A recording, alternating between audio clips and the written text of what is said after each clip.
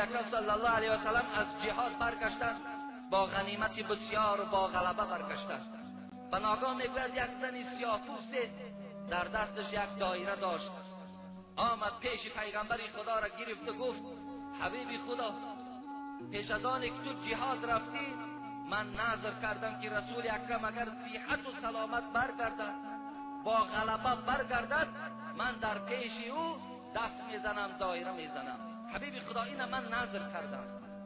حبیب خدا گفتن بگذار مادر، گفتن دایره بزن. گفتن این سیاه‌پوست میگه دایره میزد در خانه پیغمبر خدا. این هنگام میگه علی در آمدن، این زن دایره را میزد. حضرت ابوبکر در آمدن، این زن همون دایره زنی را دوام داشت. حضرت عثمان در آمدن، این زن از دایره زنی باز ایستاد.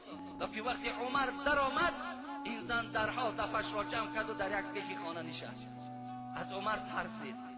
رسول اکرم صلی الله علیه و سلم خنده کردند، تبسم کردند، گفتند ای عمر، گفتند قسم به خدا، گفتند که از سایه تو شیطان میترسد، شیطان از سایه تو میترسد. گفتند حتی شیطان گفتند از تو میگریزد.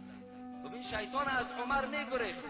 شیطان سایه عمر دیدن قوت نداشت برادر عزیز. لیکن امروز امت اسلام ببینید، امروز شیطان از بعد شخصیتان میگریزن. به خاطر چی؟ به خاطر که اینا از شیطان گذرانیدن. بله شیطان میگریزد به خاطر که دیگر شیطان لازم نیست برای جسم او، وجود او، زیرا وی آن عملهای را انجام میدهد که شیطان در حیرت گذرانیده است.